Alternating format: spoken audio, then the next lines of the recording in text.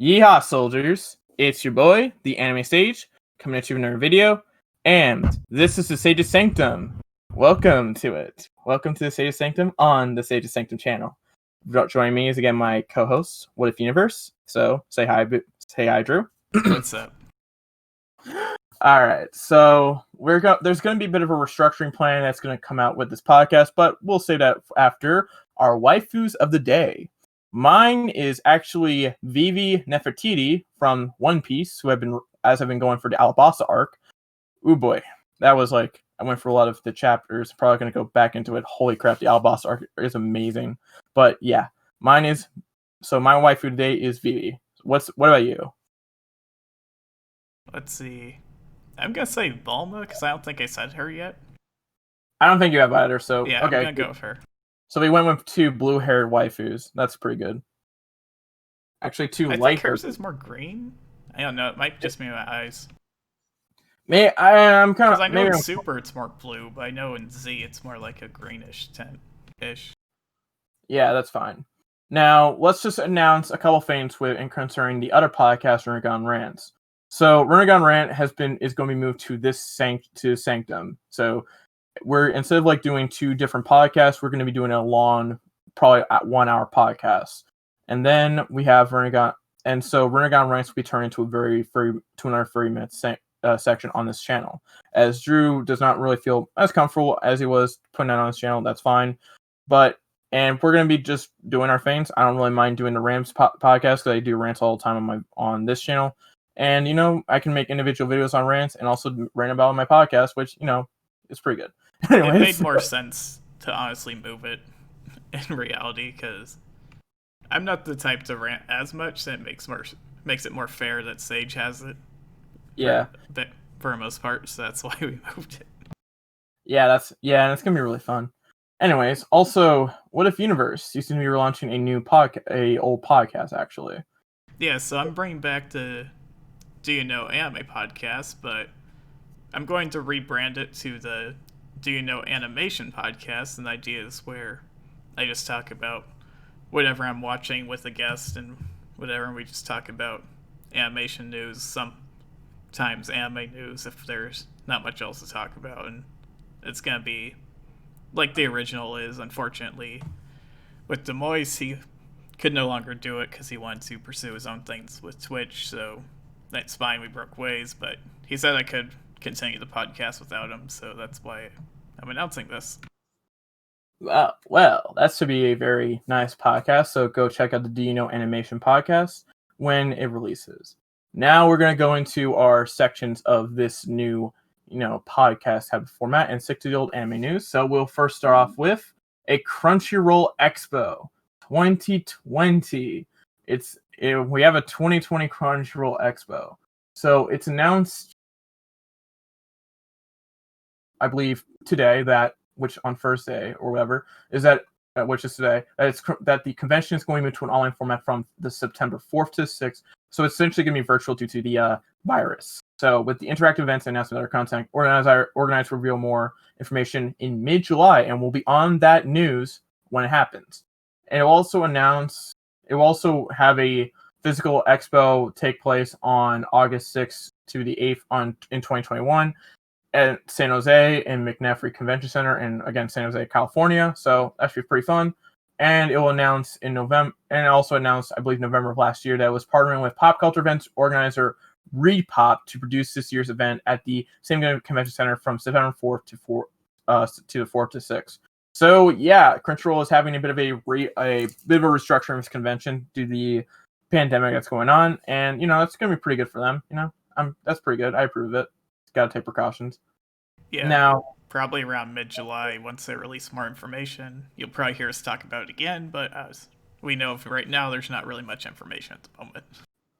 Yeah, so that's gonna be fun in general, So yeah, right now we got So do we have more thoughts about this entire thing? What do you think about this? Are you going to catch this convention or whatever, or no? Well, I think at the moment we don't have enough information. Like they said, we know Crunchyroll's hosting it, but we don't know who's gonna be there. Yeah, I'm gonna be pretty curious on who they're gonna have there. So yeah, that's gonna be pretty fun. All right. Why don't we go into the World Cosplay Summit in 2020? So it has moved its event online as well. So yeah, so it announced, I believe, last Friday that this year's event is canceled due to multiple aspects that might affect celebration. The Like virus. the virus. The Which we staff will can't say. instead hold. Yeah. Oh my god. The staff will instead hold the World Cosplay Summit 2020 online event instead on August 1st to 2nd, the same dates as the planned physical event.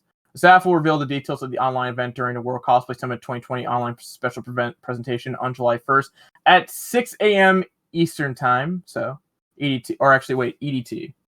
Maybe that might not be Eastern Time. I don't know. Whatever. Anyways, but yeah. Oh, it actually is Eastern.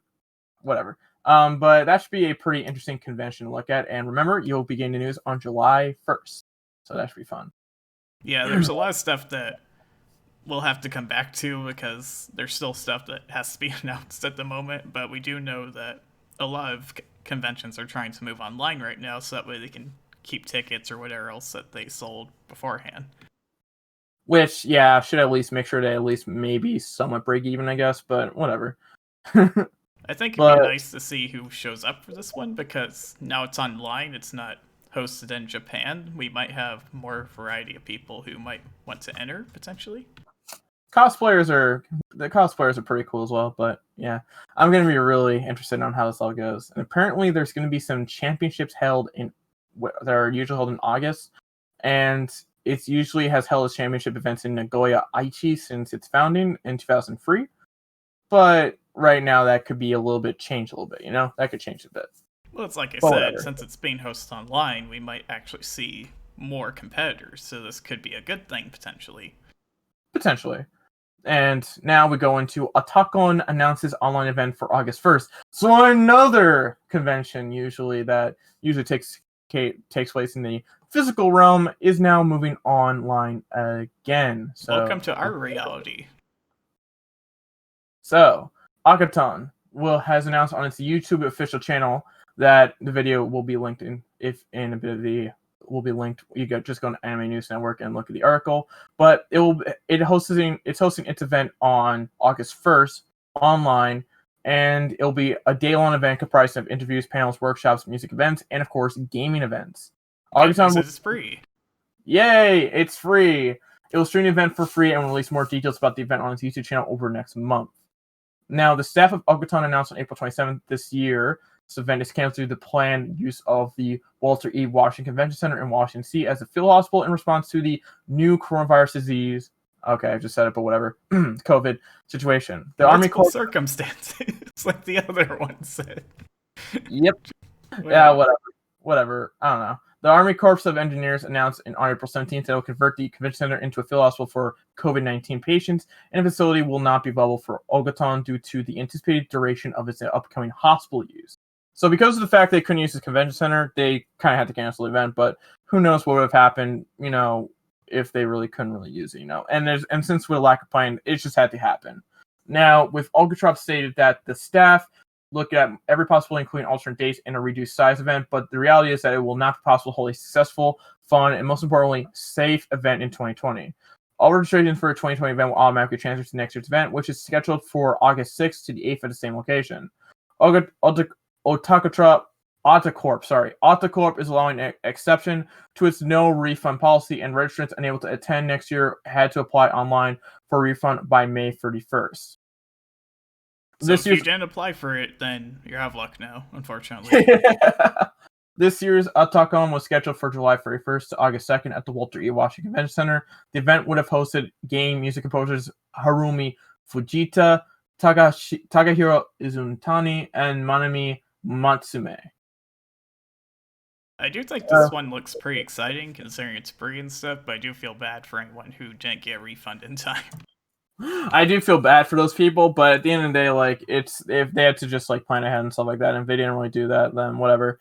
But right now, I feel like with this event, I'm pretty interested in this one. Not gonna lie, I at least want to check it out online when it streams, so that should be pretty fun. There could probably be I wonder how that live stream could break some records and stuff like that. I wonder if it's going to be like streamed on YouTube or Twitch, which depending on I where. believe they said YouTube, according to this, because it said on their YouTube channel, at least in the beginning. I mean, maybe, but who knows? But I think they're going to release more. Okay, so event. Okay, so Yeah, okay, underneath yeah, here it says like the Yeah. event will be free until it's released. More details events on its YouTube channel. yeah, okay. So this should be fun, and I mean, personally, I would have rather gone with Twitch, but I feel like with YouTube and stuff like that, I get it. But I feel like this is going to be a very publicized event, I think the big issue with Twitch here is because they signed so many contracts with Blizzard and a bunch of tournaments that they didn't have spare money to just buy up a bunch of these conventions when they were going online. Like, that's what I would have done.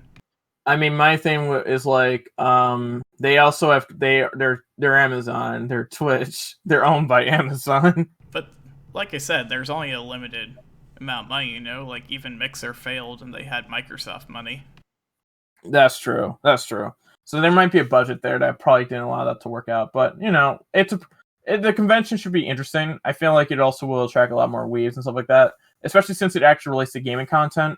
It would have been a pretty good gain for Twitch at the end of the day. But a YouTube hosting this actually does play a bit of a role, and it could and I feel like that event could probably get probably millions of people to watch. Actually, in my opinion, I don't know, because maybe people might want to check it out. But then again, potentially, like, a lot of people are at home still, and if they want to just schedule a day just to watch it, it's pretty nice.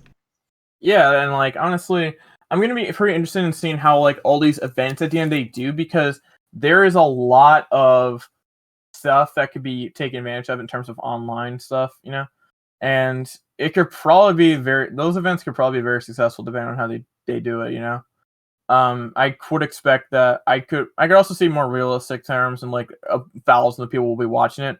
But imagine if they could get a couple million. That could be a good day, Who knows? But yeah, we have non conventions moving online news still, actually. All right, we got Synergy. Synergy, whatever it is. Synergy launches linear streaming network Con TV Anime. So not a convention this time in terms of news, but Sanctum launched the linear streaming and advertising video on demand AVOD network Con TV Anime on Monday. So Con TV Anime streams Japanese animated films and series across platforms including Roku, Amazon Fire, Apple TV, iOS, Android, Vizio, and others. Sanctum will release the channel on other platforms and smart TV brands in North America in the coming months. So that's big. Yes. I also have Roku, so yeah, that's gonna be pretty fun. But Sanctum describes the programming on Con TV. Con TV features 24/7 programming of anime content for curious newcomers and ardent anime enthusiasts alike, focusing on a diverse range of anime genres, spanning from cyberpunk and the supernatural to tense dramas, epic fantasy sagas, and everything in between. Featuring content from top-tier anime producers, Con TV anime viewers can enjoy a wide selection of popular offerings presented in English or dubbing. So that's kind of confusing. Does that mean just English and just English dubbing, or does that mean the original? Because that's confusing. Are we talking sub and stuff like that? But whatever. That's a very confusing statement. I'm just gonna point that out. It kind of is. Notable titles include Bubblegum Crisis, 80 Police, Vampire Princess Miyu, as well as a library of hard-to-find classic and cult hits, recent releases, fanfares, and acclaimed anime films and series. I might check this out on my Roku, I'm not gonna lie, but whatever. It's if it's not, Netflix already has I feel like Netflix kind of does beat them out a little bit, especially since they added One Piece and Naruto, and they also have Bleach. Sage could possibly have a review later for us when we get back to that, and he can tell us about what they have. That could be, that's some potential there. Sanctum also announced that it is rebranding Viewstar and incorporating the service into Con TV Anime in the coming weeks. Sanctum announced in February 2019 that it had finalized the acquisition of a video streaming service Viewstar and a subsidiary Viewstar Anime. Viewstar was founded in Zurich, Switzerland in 2007. Sanctum launched 4 free ad-supported linear streaming channels, including Con TV channel on Amazon's IMDb TV on May 20th. So this is a pretty big thing coming on for the anime community. I would like to look at some of these classics, and it could be very good and it could be very interesting in my opinion. But at the same time, I feel like I could rather stick to like my manga reading, Crunchyroll, or even what, or my Kiss Anime, stuff like that, or at least keep reading my manga. But let's see what this thing has to offer. Let's see what this thing has to offer. Well, the idea is more to support the actual creators, I guess, and what's more importantly is just have more viewing options that are legal, because that's the biggest problem that streaming has been dealing with lately, because there's too many of them, and it just encourages people to pirate. Arc. Yes, that. Why? I think it's obvious. Let's see. I'm not going to say anything about that, but you already did technically. Yeah, you're right. I did, but whatever. I've already made my mentality on that a little bit. I've already explained why I think that way, but at the end of the day, whatever. It's just I have like multiple disagreements with like companies like Crunchyroll and Funimation and stuff like that. That's kind of why I'm under that mentality. But I will say that once it launches, I believe it's next year, we'll just check it out and just review like what they actually offer. Honestly, like title wise. Yeah, and honestly though, I feel like that's just at the end of the day what I want to see. Because I heard AD Police is actually pretty good. In all honesty, all so right. That's gonna be something that's I might check that out too. Actually, that's gonna be very interesting to look at. Honestly, in my opinion, I like the title AD Police. But speaking of interesting titles and mangas and stuff like that, Fire Force Season 2 on July 3rd. Oh boy. It has a July 3rd premiere date, and I am actually going to be very interested in this season. But yeah. Basically, there was a photograph posted for the release for July 3rd. Basically, they're going to have the second season on TBS, whatever platform that is. And it showed, like, the Tokyo Station and other train stations, basically, in the Kanto area. So they just showed off the poster. Yeah, I have the I have the manga in my favorites, and I'm gonna read that as well. But like, oh my god, I'm gonna be interested in like Fire Force has some very interesting qualities, Like it I has do like the new opening because it's performed by someone called Cinder Girl. I think it's Cider Girl. Cider. I thought it said Cinder for some reason. Yeah, well, you were thinking of Cinder with fire and stuff like that. But Fire Force, Cinder. Yeah, that's understandable. Yeah, it happens. But Amor's performing Amor's performing the new opening song Spark Again for the season. Sargo will perform the end theme song. Yeah, I got that confused. Yeah, that's fine. But Tatsuma Mikawa who is the Fire Force episode 12 director, is directing the anime, replacing Yuki Yase from the previous season, and is also supervising the script. Umenosuke Tokuda is joining returning staff members Hideyuki Morioka and Hoshio Kosakai.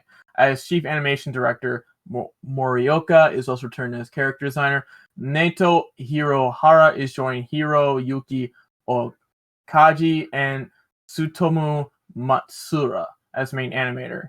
Kazunori Miyazato is joining the returning staff member Yoshito Takamine as art director. Shinya Takano is replacing Daisuke Kusaka as CGI director. The rest of the staff are returning from the previous anime, including Kazuhiro Miwa as chief animator, Naoko Sato as color designer, director of photography, Yosuke Motoki and Ryo Ohashi for VFX, Kiyoshi Hirose as editor, Jin Aketagawa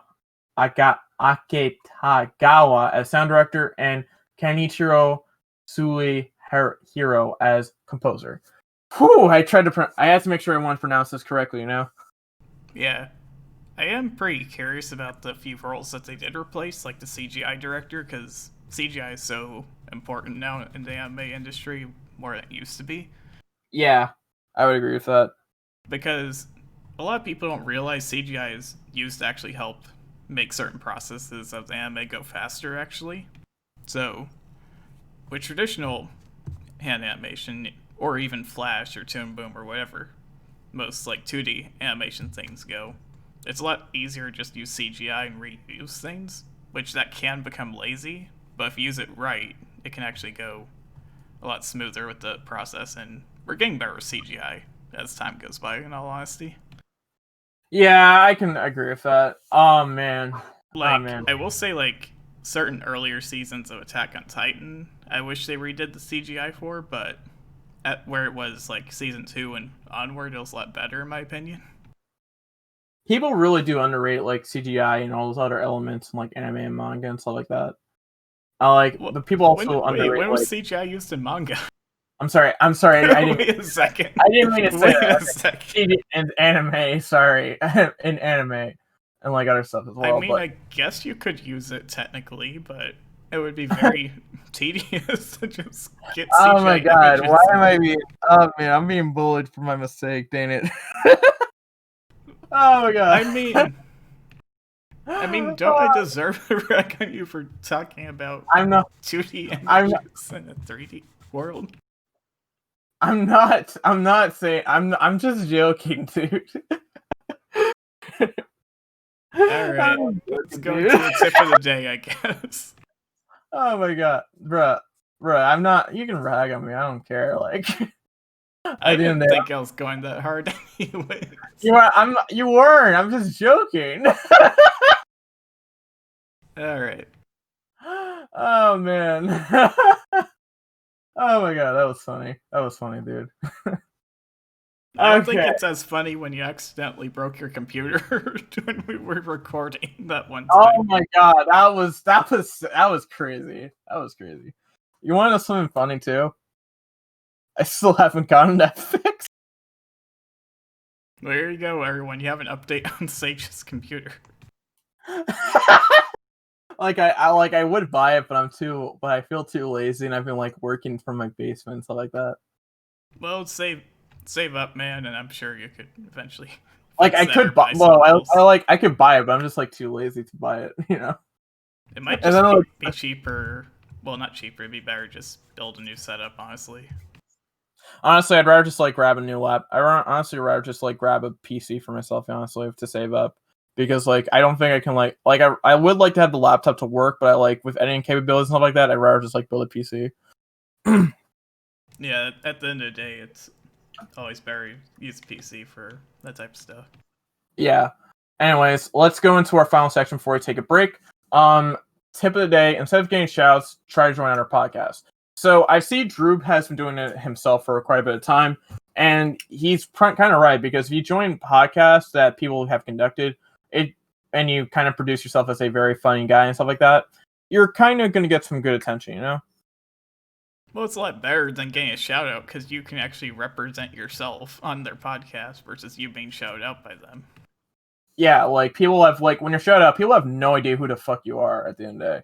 They have like no idea like who you are. They have no idea like what you do. Like all they know like is like something that's just general information about your content. It's just like vague I guess at times vague information about your content and stuff like that. But when you are on your podcast, you actually get a feeling of what the creator's like and other type of stuff. So yeah. Like I could literally do like shout out to A Hates Anime, and nobody would know who I'm talking about right now. They wouldn't. They just like, I mean, you could put your channel link in the description, but people wouldn't be that inclined to subscribe to them unless you do like a collab with them or something like that, you know? Who knows? He might show up on this podcast potentially. Yeah, who knows? I mean, Eddie's there's some stuff in the works there, though, you know?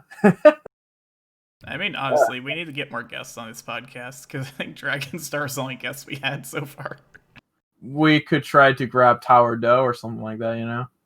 Yeah, we'll be looking out for more YouTubers. Leave someone in the comments section who you might want us to try to bring on. I think that would be the best option, in my opinion. All right. How long have we going on for at this point? Oh, we're at 24. We're good. We can take a break here. All right, we'll take a quick break. We'll take a break here, and then we'll come back with Rank on Rants. We'll see you there. Yep. All right, we're back. Welcome back, everyone. All right, we're at the Running Ranch section of the podcast. We didn't have some technical difficulty where I accidentally hit a key and I messed it up. But anyways, we're back. We can rant about your hotkeys at the end, in the next podcast. No, it's not that relevant. Let's go to our topics today. All right, so I'm gonna start off with the bitch of the day. So this one is by this woman named Jennifer Schlurry or whatever her name is. So this woman, okay, so for context, Justin Bieber got into like these allegations. So essentially he's being Me Too'd for some stuff when the girl came out with like his like twit line or stuff like that. So Justin Bieber was able to prove his innocence via receipts that he kept. Receipts that are able to help Pro Jared, James Charles, Plazo, and all in their situations, which were also really bad. And so this woman's response, instead of like, dang, this was like a case of a woman trying to take advantage of was trying to destroy an innocent man's life, especially a famous guy. Instead, she is trying to say men have all their seats ready to discredit the people they hurt. All your alarm bells should go off. This is my worst nightmare. This is why I'll never say whatever happened to me or whatever. Like, okay, so first off, this girl is essentially mad that men who have the ability to defend themselves and can prove their innocence are wrong. They're wrong to do that because they have the receipts to prove they're innocent. It is not destroying a woman's experience if it never happened and the man can disprove their situations. That's one. And then I respond in a retweet as I quote tweet this: "You're telling me it is wrong for men to prove themselves innocent, especially when they have the evidence to do so. Get the fuck out of here. While the screen experiences with that shit is wrong, proving your innocence is not. This rant is just idiotic. You have jumped to your own conclusion instead of saying in the middle and waiting to see how shit played out. And when that conclusion is disproved, you try to make it out like men trying to prove their innocence is a bad thing with stuff like receipts and stuff like that, instead of admitting that you are wrong. The SA word, sexual assault, and the R word is horrible, but so is faking it because it can not only destroy men, but also discredit those with actual experiences, which you are apparently so upset about. You are at the end of the day a shitty person because instead of calling a shit out, you twist it into something else as a way to say men cannot defend themselves if they are innocent to your 34K followers. Fuck off. Because this woman has over 44K followers, and she's saying this type of bullshit to other people. It is ridiculous. Yeah, it's unfortunate that you're not allowing people to just defend themselves. And this is like coming from someone who has had relatives, and I believe my own mother, go for like sexual harassment and assault. I'm not someone who's going to jump to their own conclusions with shit like this. Because I'm not the one who... Because this type of stuff is sensitive. And we've seen situations where this type of stuff is fake. Like, even with like the examples of stuff that's real, when I see someone come out with it on like social media, I'm not taking them seriously. They go to the police. If people like Slazo in this situation were so concerned this guy was a rapist, or like I'm Alex and all that type of stuff, then go to the police. Don't come out with it on social media. Like, that type of stuff should not, and like that type of stuff is ridiculous. If you're Tati and you felt that James Charles was such a problem, then go to the police. Do not make a video about it. Yeah, I say a bug. We can rant about your bug in the next podcast. I just literally ate a bug when I was just drinking water. Yeah. I've swallowed up a lot of. Anyways, I swallowed up a lot of bugs in like a vacuum recently, but that's not important now. Right now, I feel like this woman, and then guess what I do when I respond to this woman? She blocks me. I know, that's crazy. Even like, I feel bad for her because she's like stuck in an echo chamber of bias and malignance that says that men are that I can probably guess that she says all men are trash, all men are horrible, all men are blah blah blah, and like that's not the case. And when you're trying to make situations with that are actually happen, they need to be called out 100%. I'm going to be behind those people who have those experiences and can present me evidence. But if I can't see the evidence but if you're like a random person, you come to me with no evidence, stuff like that, and knowing how social media works and stuff like that, I'm not gonna sympathize with you. I need evidence, I can't. If you're an extra survivor and stuff like that, and you present me the evidence and stuff like that, we're with certain stuff, with a certain situation where I can at least say that the person that is behind it is guilty, I'm gonna be behind you 100%. But if you're not presenting me with evidence, because especially with the screen. If you're saying that they're screenshot and stuff like that, then yeah, I'm not gonna be behind you. Like Yeah, that. for sure. Yeah, that's just me. And even you're talking to a guy who has had relatives that have gone through their own harassment and assault cases, even like my own mother. But like at the end of the day, I can't like. But at the end of the day, I can't. I also have to believe in like justice systems and also allow people to at least express themselves, not go over to fucking social media about it. Are you serious? Yeah. Anyways, time. I think you can go over the. Can you at least come up with your own thoughts for something like that, Drew? Because I think, like I said earlier, I'm just surprised why they don't believe that any gender should have the right to defend themselves, honestly. yeah, and that's just how I feel about it at the end of the day. And that's why I think this woman is trash at the end of the day. Like, and like she doesn't understand like how bad certain type of situations where people are faking it are, a reality, and she's believing like all these like rape cases happen, and she probably goes after like statistics that are not really based on that can be like manipulated in many ways. For sure. Anyways, I think I'll let you take over this subject, Drew, for Chris Hansen. Yeah, so we're going to talk a bit about Chris Hansen here and his war with the drama channels, apparently, because this started. This is your bitch of the day, actually, so let's get to work.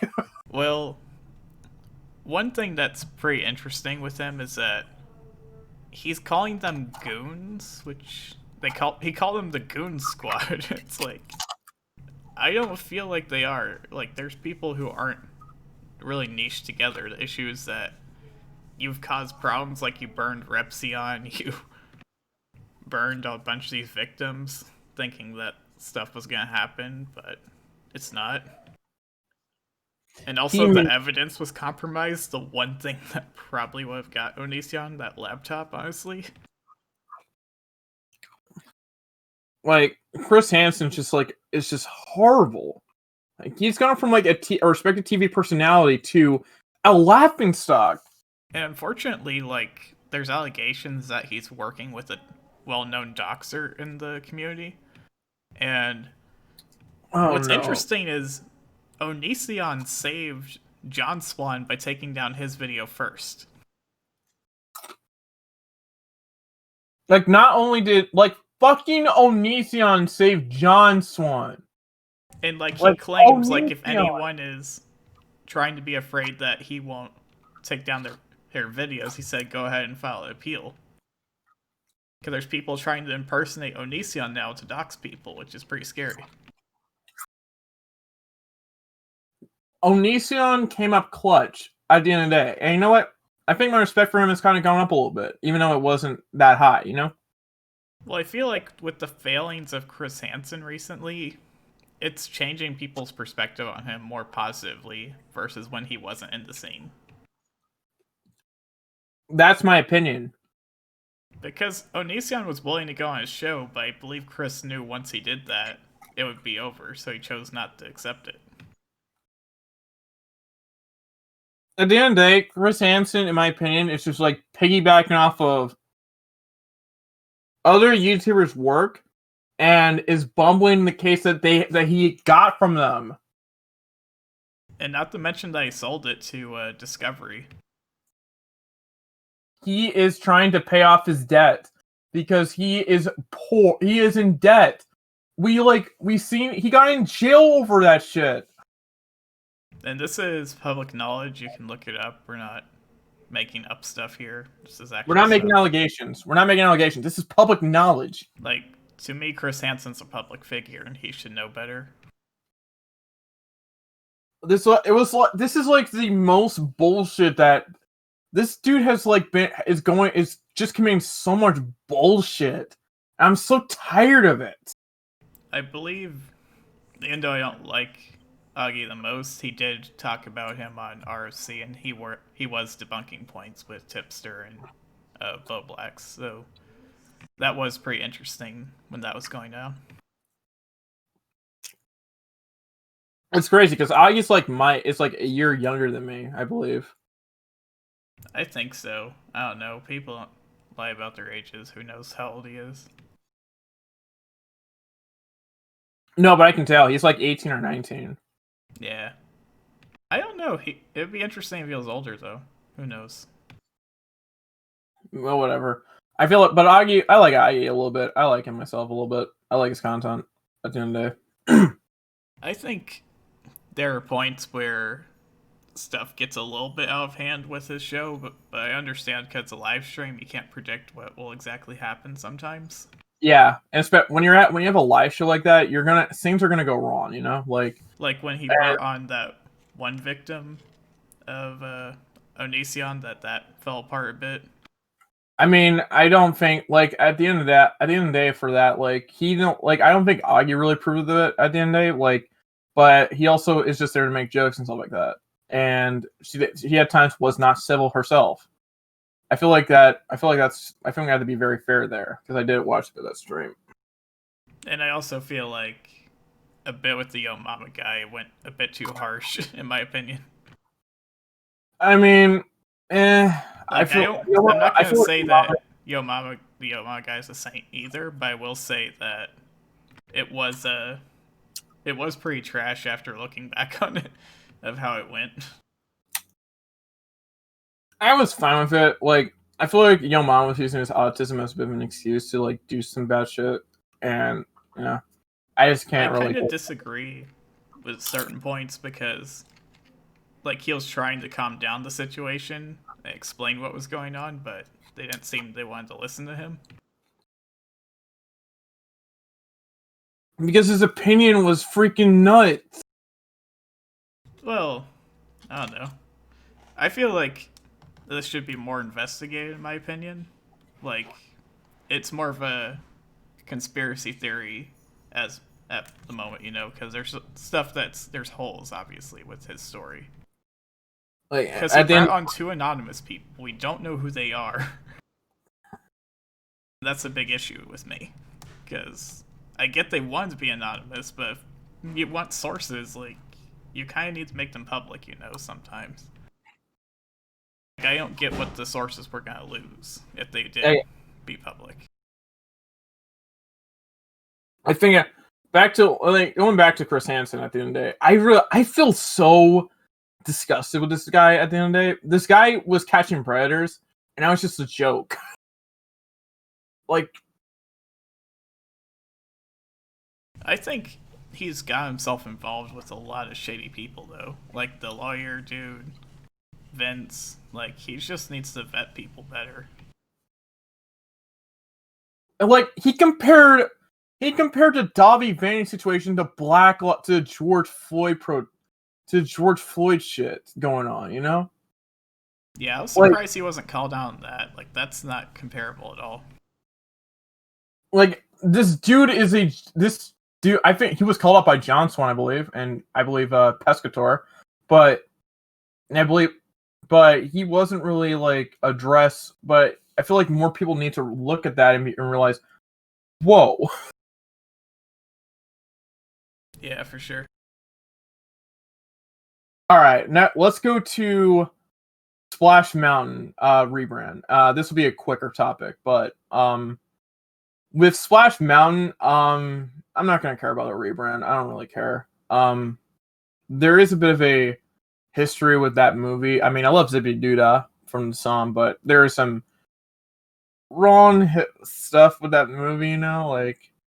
I'll say it aged poorly, so that way we don't get this video hit. It kind of aged poorly, and I feel like those who are angry about it, like, it's just a fucking amusement park ride. Yeah, they got rid of, like, the Tower of Terror for a Guardians of the Galaxy ride, which I was more angered about because we lost something that's more historic. That is honestly what I'd be more angry about, because as much as I love Guardians of the Galaxy, I love the Tower of Terror too much. And that's true, because I get you might want, like, we want to make it more kid-friendly for the kiddos so they don't get scared, but I don't know. Maybe Disney just needs another park for stuff like that. It's really difficult for me to see that bread go. Like, are we really assuming that kids are just soft bitches or something like that? Like, come on. Well, there was another one. I believe it was like an alien invasion type of dark show, and they replaced that with Stitch. Okay. Yeah, I'm gonna save my anger with Disney in some other time. We might talk about them again. In all honesty. But honestly, but at the end of the day, like, I don't think a rebrand should be like, I don't think I should really care about a rebrand at the end of the day. I wasn't a big guy for like Splash Mountain or whatever. I'd rather just like gone with like, I was more of a Space Mountain guy. Yeah, for sure. Yeah. But yeah. Now we can go over the Twitch blackout situation, which will be in a little bit of a longer segment. But the Twitch blackout situation. Okay, so a lot of people might not know what this was. So in response to a bit of allegations that were levied at certain Twitch streamers and stuff like that, which we'll get to a little bit later in this podcast, because we've had some stuff that happened a little bit later with some of the big ones. But Twitch had but people feel that Twitch had let this type of stuff kind of slip by, and I kind of find some irony there, because Twitch has kind of given the best treatment to like female streamers, but they can't handle like sexual assault and stuff like that, or like not really care about it. Like, you think that I would think that the Sims over at Twitch would like put like a lot more care if that was the case, but whatever. But so I want to make a statement about this. Twitch blackout was happening.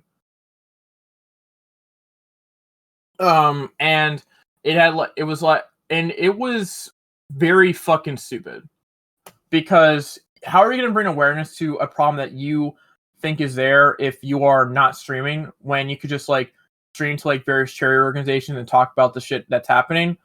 And why are you trying to shame other streamers for still doing their job in order to like make a living? You know? I feel like a lot of it's just the lazy way out. Just like, oh, just do nothing and say that's protesting, because someone tried to do the same thing with YouTube. It's just like, don't upload this day, blah blah. But the thing is, people will upload, people stream regardless, and that's what happens. Like, that's what they are.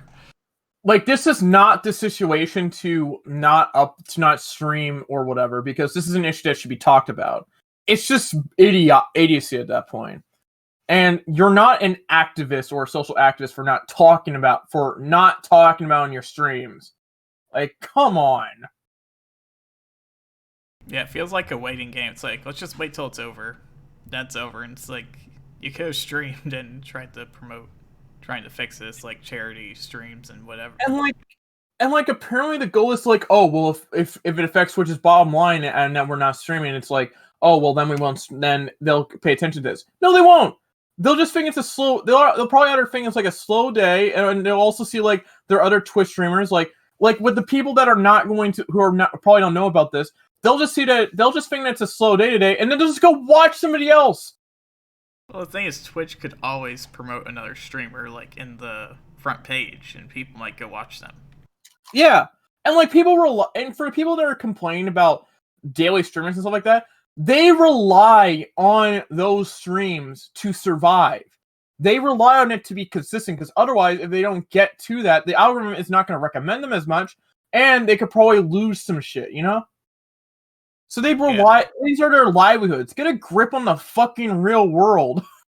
Yeah, because I know even with YouTube, even if you miss like multiple weeks of uploading, like you're dropped from the algorithm pretty quickly, and that's why I'm nervous if I ever want to take a break. I can't feel like I can do that unless I make content in advance. So that's what's something stressful that people don't realize, or what actually happens behind the scenes.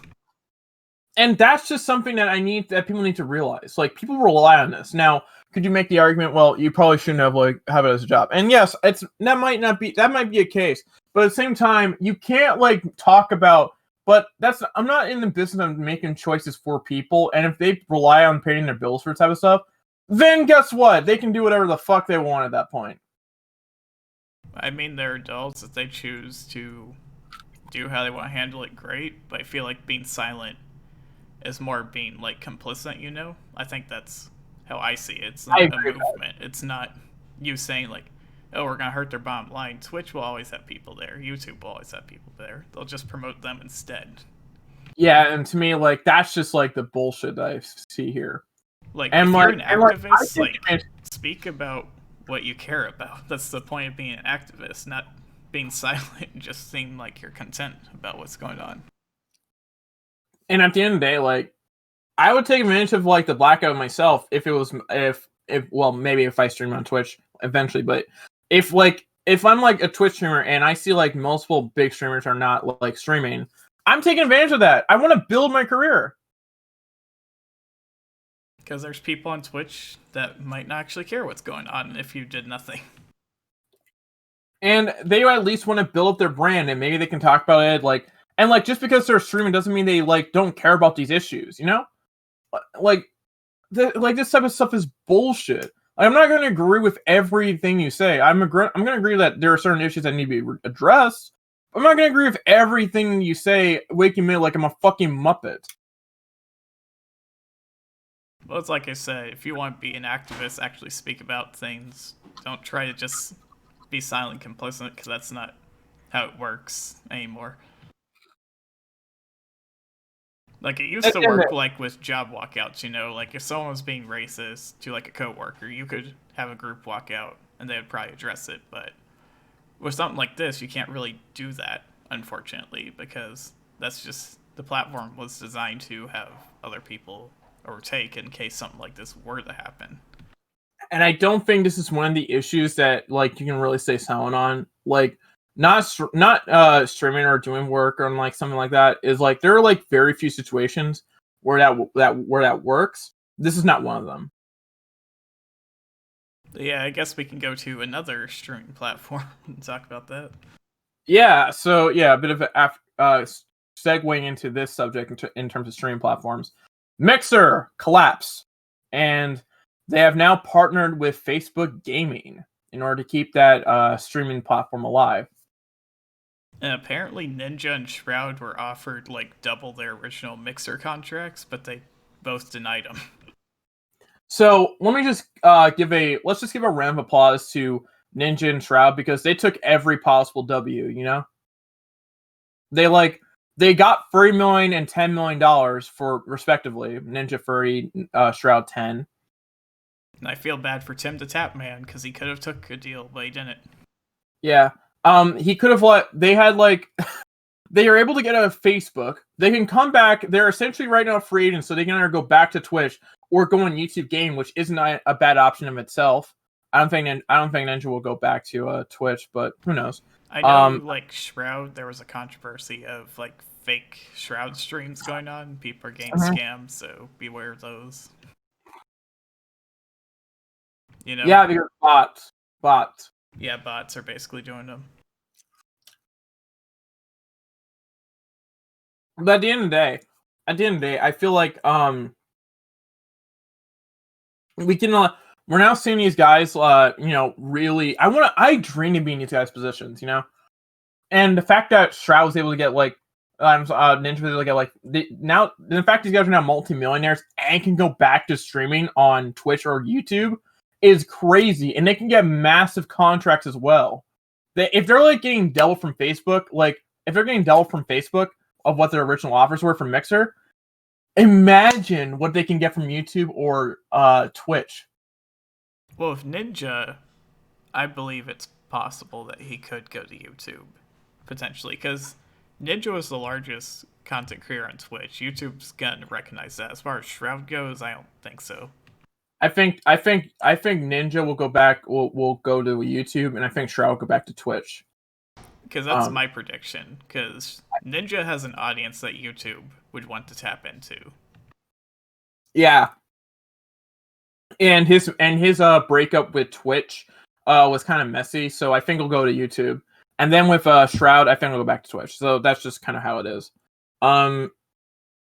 Now in terms of Mixer, I like the other angle that that Ninja and Shroud won from was that they didn't have to go to Facebook. They did not have to go to Facebook. Facebook is a horrible company. And that's kind of what I want to talk about here with Mixer collapsing and partnering in Facebook gaming, because Facebook has had many data scandals and privacy issues that I cannot, that if like just the thought of associating with Facebook is just so freaking ridiculous. Like the camera shit that happened with Facebook and the other shit that they're involved with. Like, no, I'm not into it.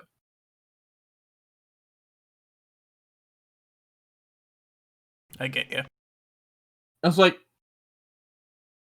Facebook is just a horrible company. They're a horrible company. And you've also seen like Twitch streamers whose lives have been into Mixer. They're now gone. Right now, like I believe there's this like one girl who was like this, like I think she's like a fox or something like that, like Fox Girl or something like that. I don't know, but like she like was she like had a video where she cried, and because she had lost everything due to like devoting her time to Mixer after being banned on Twitch. And good news for her, she was able to get back on Twitch. But like some of these are like streamers' livelihoods, and while you can make a judgment on like, oh well, I should have had a backup plan and stuff like that, sometimes you don't like see stuff like that, and sometimes you don't think ahead. And I think like we should at least feel more sympathy with people losing their lives. But that's just me. And some people might have different circumstances, you know, of why they got into those situations. So that's just me. But yeah, the mere association with Facebook is just like a red flag because they're just a bad company. Oh yeah, for sure. You have anything to add to that, Drew? I do want to talk about the racism stuff that was also happening, because I feel like even if Mixer didn't shut down on their own, they would have been shut down for that, with a lawsuit for sure.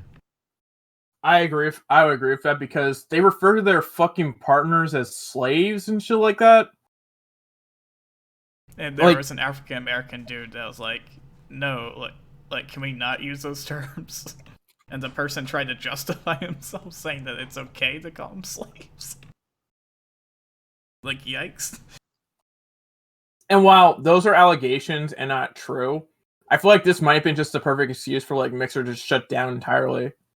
Because to avoid a lawsuit, because that could have been worth millions potentially if they had other employees who could have been affected, and streamers for sure. Honestly, while it is out based off the allegation from a former employee, and I think they should be taking as allegations. That type of stuff is kind of serious. I feel like it should be taken seriously, but like you said, it's an allegation. I didn't say it shouldn't be. I didn't say it shouldn't be. I was thinking I would rather say neutral because I was not at Mixer, so I wouldn't know the racism that was there. Well, I know he filed something to HR, so there's something on record that he actually did. If that's the case, so if that's the case, then we got a massive issue with Mixer. And I feel like it was shut down for this reason. That's what I feel like that. Yeah, because they were not going to survive that lawsuit. I don't think they would have. Because they're still in the early stages of building their platform. Like, it was doing okay, it just wasn't super good. And, like, at this point, like, I feel like they weren't making enough money, so they, like, spend it on the streamers, you know, like, on Ninja and Shroud. Yeah, they should have got a couple more, like, mid-sized people and just gave, like, less $1 million contracts. And then if those guys were to blow up, that would have been pretty good. Like, that would have been a better gamble, because you could have spent more on multiple people versus spending a lot on two.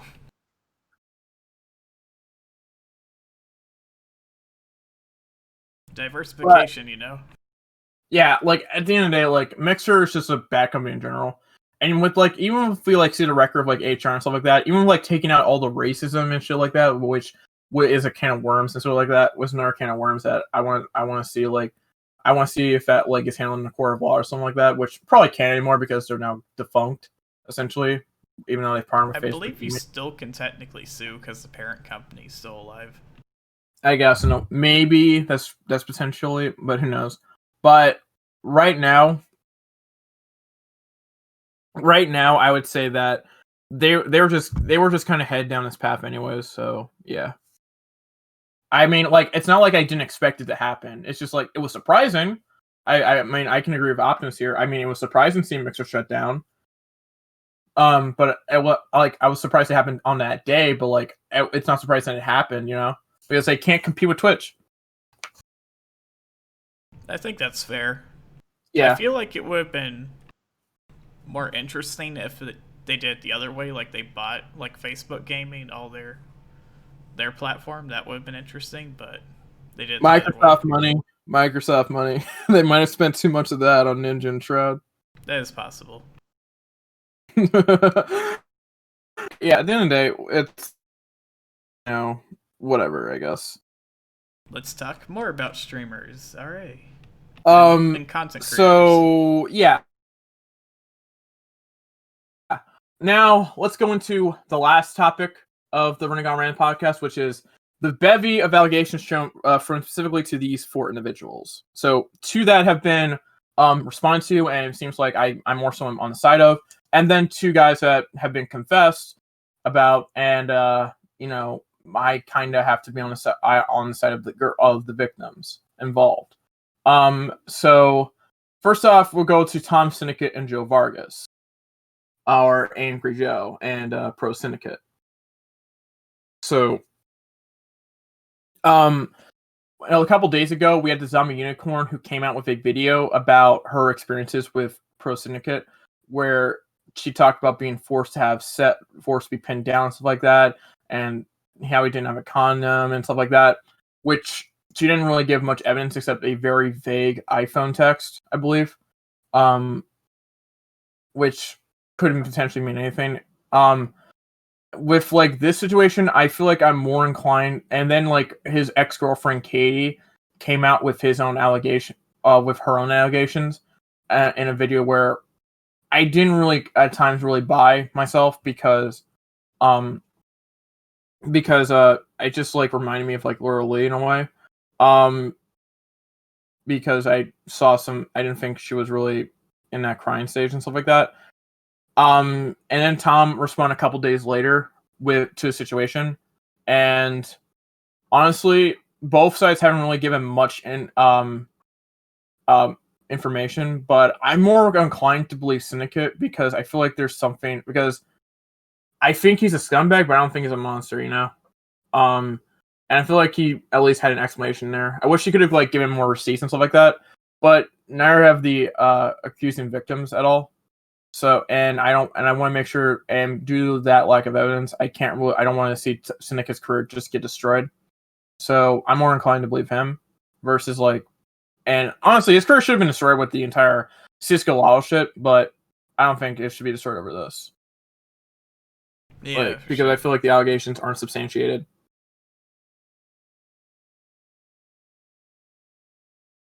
But you got anything to add there, Drew? Not really with Syndicate. I don't have anything. Yo, disconnect. Oh, could you not hear me? Yeah, I could. Yeah, I can hear you now. All right.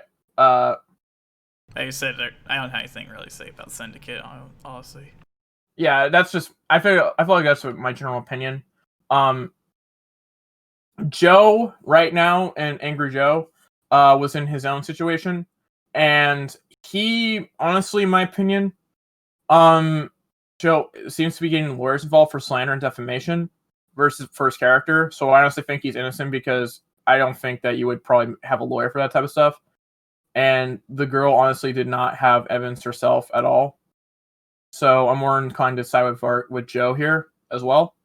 That's just me, in my opinion.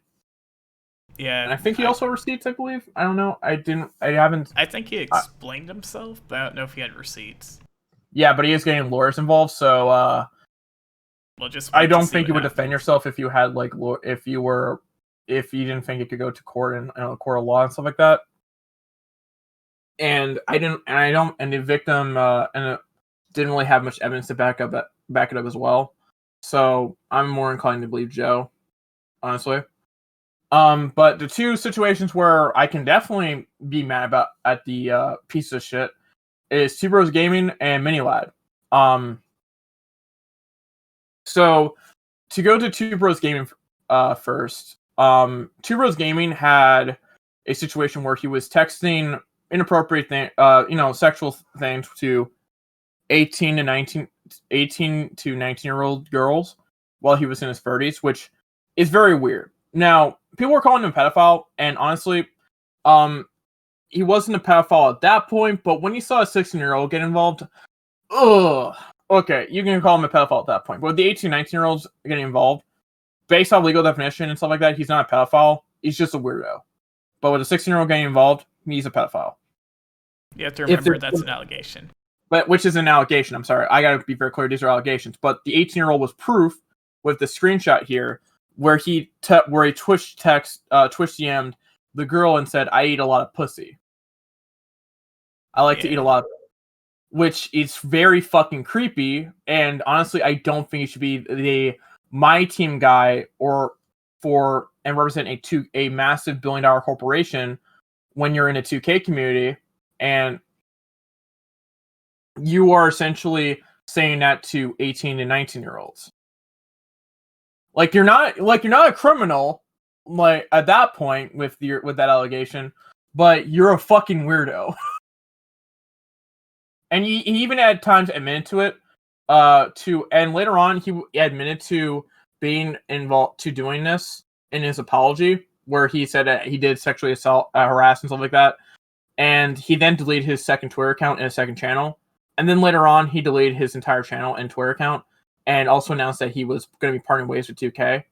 So I feel like this is an open shut case that this guy's a fucking weirdo. All right. So, anything else you want to conclude? We have many lad left. Well, I was talking about the other guy. For Joe? Yeah. With Joe, do you have any opinions on Joe? I think it's clear, open shut, that he's either going to prepare for a legal thing and he just wants to disappear, or he's guilty and this is what he's doing as a response.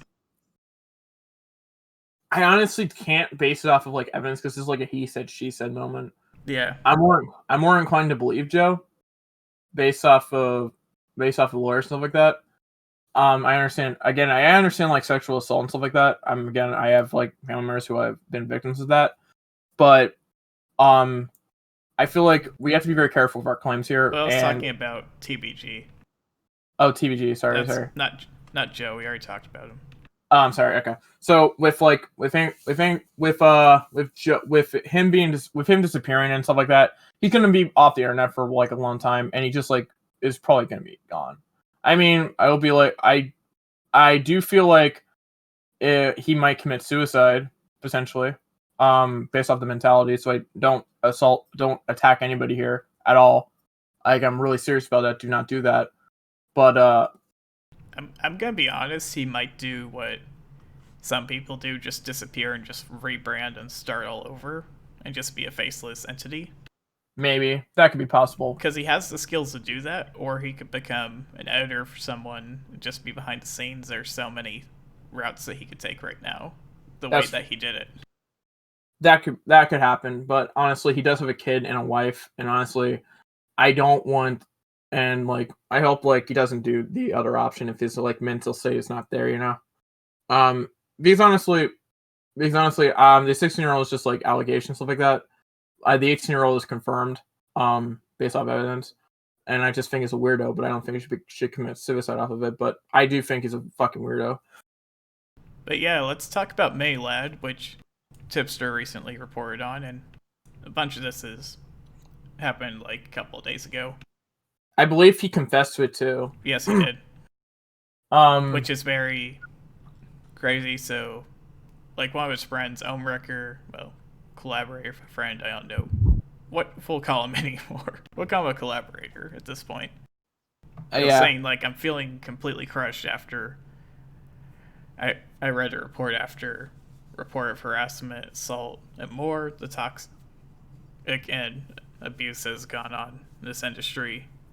Even my own immediate circles, this stretches far and wider than I realize. Another thing he also said, Like, he was following someone who did some bad things. And they said, like, not anymore. I've been following a lot of people this month. I'm just disgusted that so many people at this moment don't care if I end up being a solo channel at this point. So he's at the point where he's willing to drop everyone, just go solo, which is understandable from his point of view. Like, there was, like, this, I believe, was the mini-led text, so he was like, my bae, you're my bae, hi bae, there's no bae Snapchat sticker on set, love you too bae, where's my Snapchat so broken, I'm hard bae, says Craig, I'm sorry bae, I wish I could help, Craig says, can I come for you bae, and by the way, mini-led's called Craig Thompson, so that's just his full name. And that's public, by the way, it's public. So, yeah, and he has confessed to a bunch of these publicly, so it's interesting how this is going to go, because he's already had a bad reputation after a bunch of stuff he did with Vanos Gaming and his treatment of Terrorizer. So he's already caused a lot of problems even before this. This is only just more dirt. Like, he also lied about his girlfriend on how they broke up. Like, he said that they just, like, had a mutual parting of the ways when he actually dumped her. Which is a very different context. I think that people need to realize that I don't think Minolet's a good person at all. His comment, these Snapchat texts are just weird. Like, who talks like this?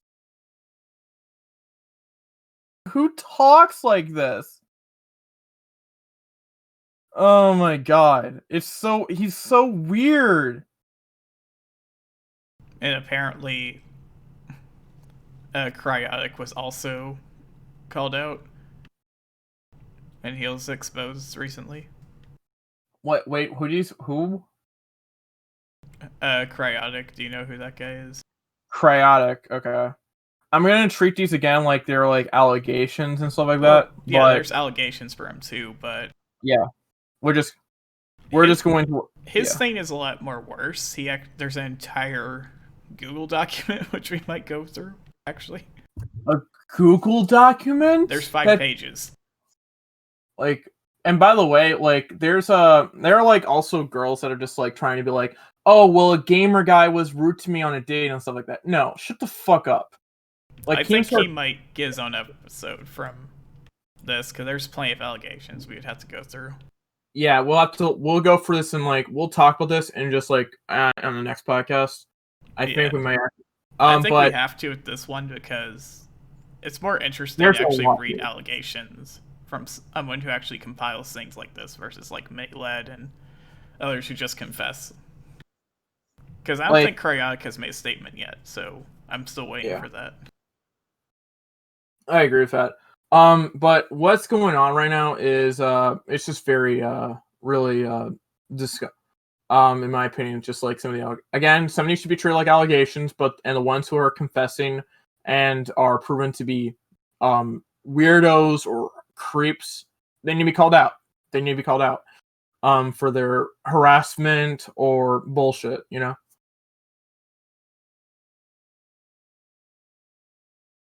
But yeah, I think we can end this segment here. Obviously, we have other stuff we have to get to, and we'll see what else is going on, because that wasn't even all the allegations that are going on. That's only a fraction.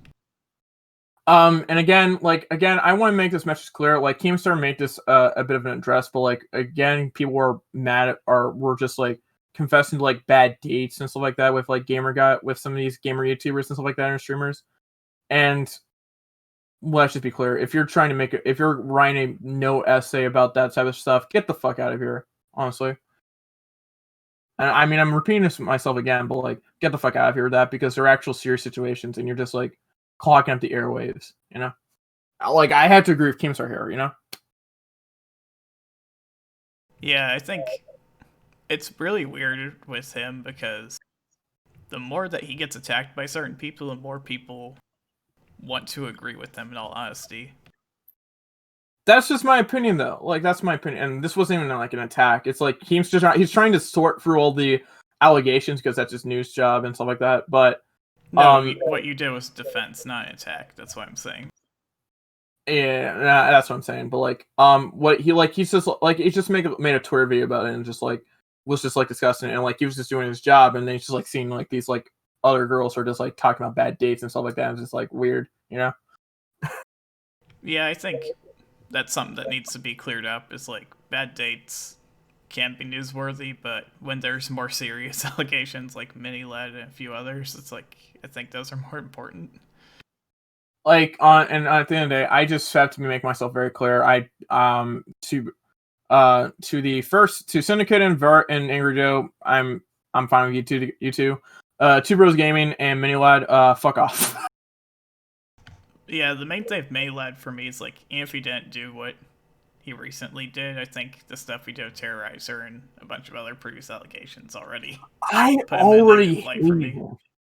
already hated him for that shit. Like, and like even when he also lied about him reconciling with Brian and stuff like that, the first time, and apparently he was doing it the second time. But like, I don't think they're doing like at this point, like I'm done. I'm done with him. But anyways, it's the podcast. Hope you enjoyed. I think we'll sign off here. Yeah, this has been your boy, the Anime Sage. Sign out. Peace. Yurta. Bye bye. Peace.